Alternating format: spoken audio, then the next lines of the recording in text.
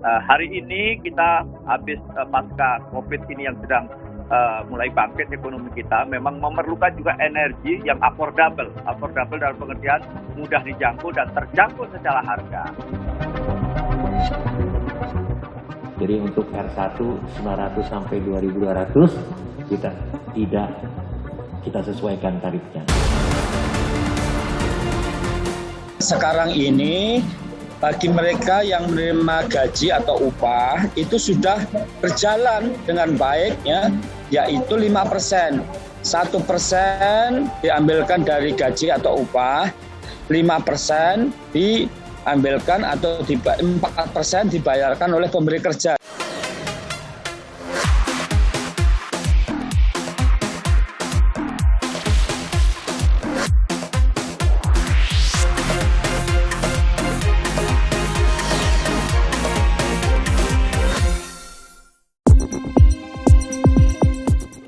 Mulai 1 Juli 2022, pemerintah melalui Kementerian ESDM menyatakan kenaikan tarif listrik untuk pelanggan dengan daya di atas 3.500 volt ampere. Kepastian ini disampaikan oleh Direktur Jenderal Ketenagalistrikan Kementerian ESDM, Rida Mulyana. Teman-teman bisa menyoroti yang 13 golongan itu apa saja. Kalau dilihat dari sektornya, kolom pertama sebelah kiri itu ada rumah tangga, ada bisnis besar, industri besar. Sengaja kami tambahkan kata besar di situ karena yang kecil atau menengah masih tetap kita proteksi. Kemudian di dalamnya ada juga golongan pemerintah dan yang terakhir adalah layanan khusus. Ini totalnya jumlahnya ada 13.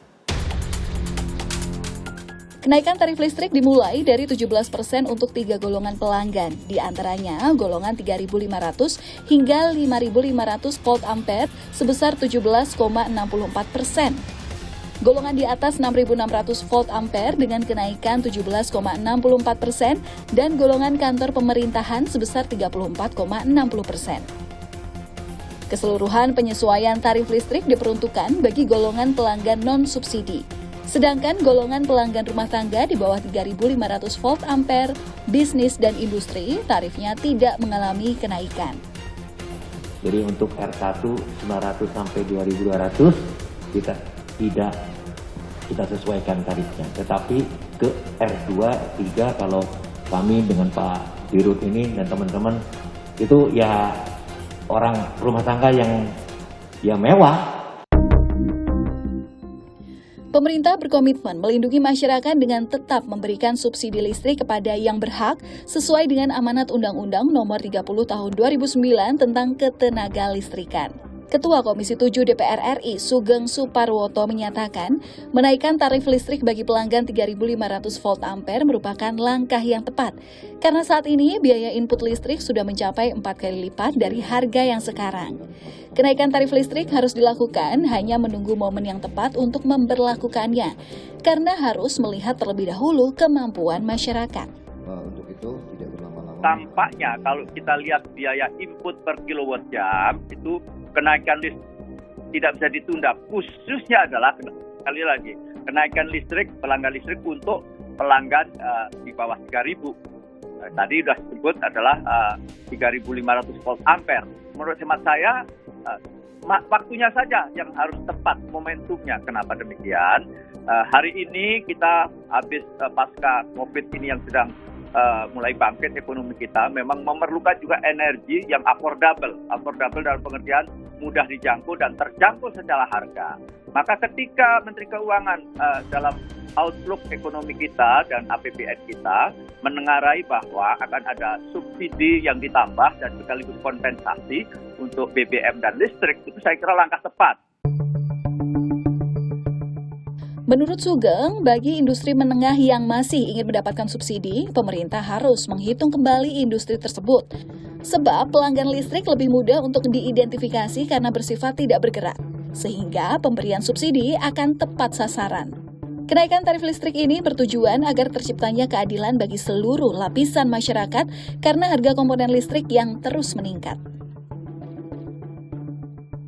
Kenaikan tarif listrik bagi pemerintah dan rumah tangga non-subsidi akan naik mulai 1 Juli bagi pelanggan rumah tangga golongan R2 dan R3. Dengan perincian, kenaikan harga mulai dari 1.444,70 hingga 1.699,53 per kWh. Kalau di rata-rata, kenaikannya Rp110.000 per bulan untuk golongan R2 dan Rp346.000 per bulan untuk golongan R3. Kementerian ESDM menyatakan golongan listrik 3.500 hingga 5.500 volt ampere merupakan golongan rumah tangga mewah dengan jumlah 2,5 juta pelanggan. Jumlah ini setara dengan 3% dari jumlah pelanggan PLN. Karena itu dampak terhadap inflasi tidak terlalu besar. Menurut Badan Kebijakan Fiskal, dampak ke inflasi hanya sebesar 0,019%. Dan kenaikan tarif listrik kali ini dapat menghemat kompensasi yang diterima pemerintah kepada PLN sebesar Rp3,09 triliun. Vice President for Industry and Regional Research Office of Chief Economist Bank Mandiri, Dendi Ramdhani, juga menyatakan kenaikan tarif bagi pengguna dari 3.500 volt ampere ke atas tidak akan memengaruhi pendapatan ataupun daya beli masyarakat secara signifikan. Menurut Dendi, keputusan pemerintah tersebut juga hanya berdampak kecil terhadap inflasi, yakni sekitar 0,01%. Jumlah pelanggan yang termasuk R2 dan R3 hanya sebesar 2 juta dari total 75 juta pelanggan rumah tangga dan secara total hanya sekitar 2,6%. Terkait dengan potensi stagflasi, menurut Dendi, pemerintah sudah berkomitmen menekan angka inflasi dengan berbagai macam subsidi, terutama di sektor energi. Tarif listrik, BBM, Pertalite, dan juga beberapa komoditas pangan, dan ada program BLT. Jadi secara umum saya pikir inflasi masih bisa dijaga di level 4%-an.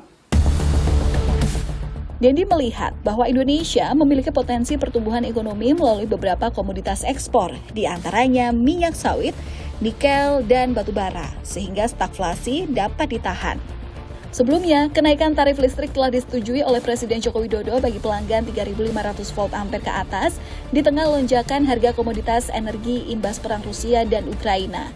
Persetujuan ini diungkapkan oleh Menteri Keuangan Sri Mulyani saat rapat bersama Badan Anggaran atau Banggar DPR dalam rangka meminta kenaikan anggaran subsidi energi di gedung DPR MPR pada Kamis, 19 Mei lalu. Kenaikan tarif listrik untuk golongan tersebut diprediksi akan menghemat APBN sebesar Rp3,5 triliun.